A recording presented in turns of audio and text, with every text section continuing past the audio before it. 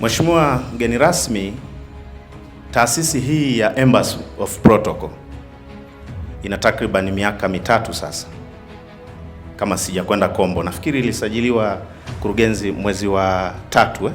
Yes, miaka mitatu sasa, na mafunzo haya yatakuwa ni mafunzo nafikiri ya 6 ambayo unayahitimisha leo. Kwa nyuma kulikuwa na mafunzo mengine ambayo yamefanyika, lakini haikuwa bahati kupata kiongozi mkubwa kama wewe, lakini mara hii umekuwa kiongozi ambaye umefika, umepata mwaliko.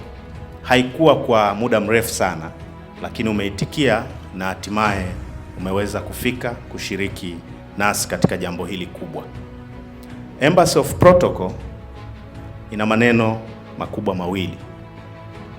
Embassy kwa maana ya ubalozini, na hata katika bango letu hili lina neno ubalozini, ikiwa na maana kubwa ya kuhuisha majukumu makubwa na mazuri ya ofisi rasmi ya kidiplomasia na ufanisi mkubwa wa kazi ambayo inafanywa na vijana wako hawa wa hapa katika mkoa huu wa Dodoma. Lakini pili, kuna neno protocol ikiwa na maana ya itifaki. Hii imechukua muktadha mpana sana wa kidiplomasia kwa maana kubwa na taratibu rasmi zile ambazo ni za heshima, lakini vile vile mpangilio wa vyeo na mambo mengi ambayo yanahusiana na mapokezi ya viongozi.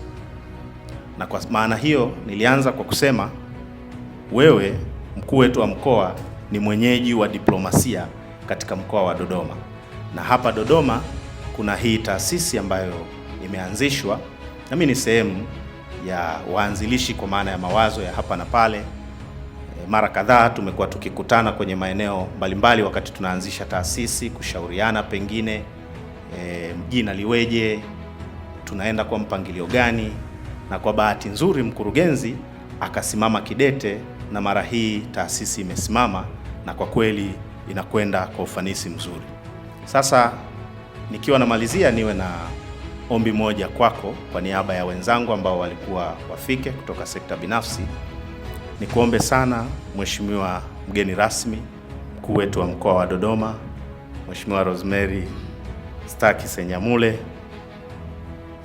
natamani sana kwa sababu wewe vikao vyote vinavyohusiana na masuala ya protocol unavisimamia kama kiongozi mkuu wa mkoa. Kwa tunaomba sana vijana hawa wape ushirikiano, ikiwezekana wapate fursa kubwa na nzuri ya kuwa mabalozi wa kushiriki katika vikao mbalimbali vya maandalizi ya maadhimisho, maonyesho na mambo mengine mengi yanayohusu utaratibu unaohusisha diplomasia, itifaki na masuala ya uongozi. Kwa kufanya hivyo, tutakuwa tumewaunga mkono vijana wetu hawa wa mkoa wa Dodoma, lakini tutakuwa tumefanya jambo kubwa la kuhuisha sasa ajira kwa vijana wetu wa mkoa wa Dodoma na Tanzania kwa ujumla wake. Baada ya kusema hayo machache, Mheshimiwa mgeni rasmi, nakushukuru sana kwa kupata fursa hii.